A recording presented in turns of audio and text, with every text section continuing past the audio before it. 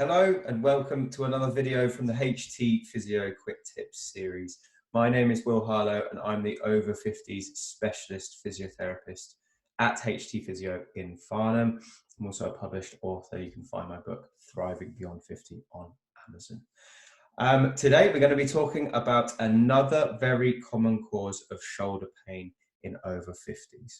Last week we talked all about one common cause of shoulder pain, which is a rotator cuff problem, which is a problem to do with the muscles in the shoulder. Now there's another cause of shoulder pain that very commonly affects over 50s, and you might have heard of it before. It's called a frozen shoulder.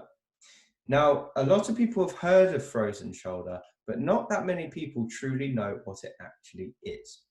Now, frozen shoulder is quite a strange condition. We don't fully understand what causes it. We just know that it's more common in people who are between the ages of about 40 and 60, more common in women, and it tends to affect people more if they've got diabetes or a thyroid problem too.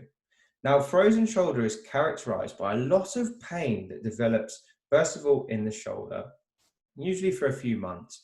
And then after the pain has started, a few months later, the shoulder becomes very, very stiff, which gives it the name of frozen shoulder.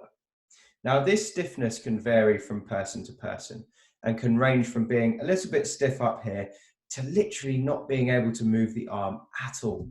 And also the amount of pain that people suffer with a frozen shoulder can vary quite a bit.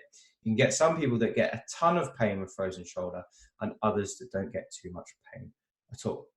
Now, when your shoulder is very, very painful, but it's not yet developed stiffness, it can be quite difficult to diagnose this problem. So often it's missed.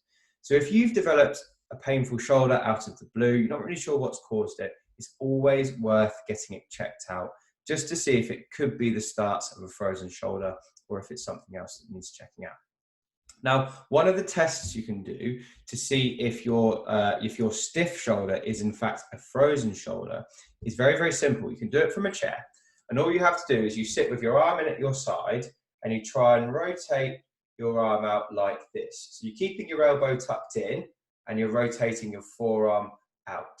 Now, I can do that reasonably well, but someone with a frozen shoulder probably wouldn't get past about here. So they get stuck. It would feel like they're hitting a brick wall. So if you can rotate further than here, if you can get it out to here, chances are it's probably not a frozen shoulder, or it just hasn't got to that stiff point yet. In terms of what we do to treat it, you can get some relief from a stiff frozen shoulder with some hands-on physiotherapy. Unfortunately, there isn't always a huge amount that can be done about the first stage, which is when it becomes very painful.